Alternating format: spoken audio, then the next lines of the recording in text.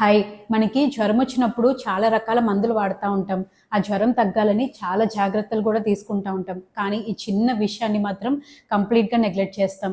అదేంటిది అంటే toothbrush change చేసుకోవటం. Hi, I'm doctor Rohitha. I'm a dentist. So జనరల్‌గా జ్వరం వచ్చి తగ్గాక టూత్ బ్రష్ ఎందుకు చేంజ్ చేసుకోవాలి అంటే మన నోట్లో సహజంగానే చాలా రకాల బ్యాక్టీరియా అండ్ వైరస్ ఉంటాయి. ఫీవర్ ఎందువల్ల వస్తుంది? బ్యాక్టీరియా ఆర్ వైరస్ వల్ల జనరల్‌గా ఫీవర్ అనేది వస్తూ ఉంటుంది. సో ఈ బ్యాక్టీరియా అండ్ వైరస్ మన నోట్లో కూడా ఉంటుంది. సో ఎప్పుడైతే మనం బ్రష్ యూజ్ చేస్తామో అప్పుడు మన నోట్లో ఉన్న బ్యాక్టీరియా అండ్ వైరస్ మన టూత్ బ్రష్కి అంటుకుంటుంది. సో ఈ టూత్ బ్రష్లో ఏంటంటే మనకి తేమ శాతం కూడా ఎక్కువగా ఉంటుంది, అంటే మాయిశ్చర్ కంటెంట్ కూడా చాలా ఎక్కువగా ఉంటుంది. సో ఈ బ్యాక్టీరియా అండ్ వైరస్ అక్కడ ఇంకా ఎక్కువగా గ్రో అవుతుంది అనమాట.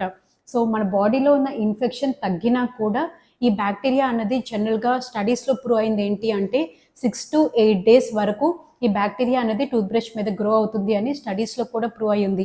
సో మనకి ఇన్ఫెక్షన్ తగ్గినా, ఫీవర్ తగ్గినా కూడా ఈ టూత్ బ్రష్ యూజ్ చేయటం వల్ల మళ్ళీ రీఇన్ఫెక్షన్ రావడానికి చాలా ఎక్కువ ఛాన్సెస్ ఉంటాయి. సో జనరల్గా మనకి ఫీవర్ రావడానికి కారణమైన స్ట్రెప్టోకోకై కానీ, స్టెఫిలోకోకస్ బ్యాక్టీరియా కానీ, లేదా కామన్ కోల్డ్ ఫ్లూ రావడానికి కారణమైన వైరసెస్ కానీ, ఇవన్నీ చాలా వరకు టూత్ బ్రషెస్ మీద ఎక్కువగా గ్రో అవుతాయని ఈ స్టడీస్లో కూడా మనకి ప్రూవ్ అయ్యింది.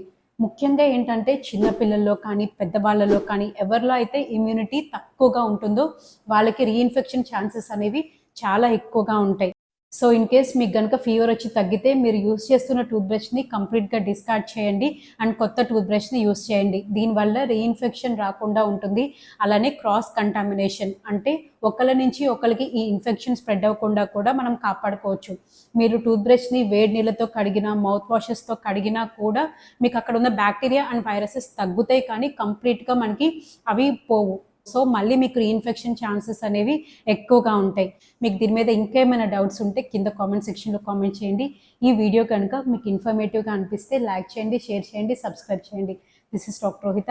Thank you.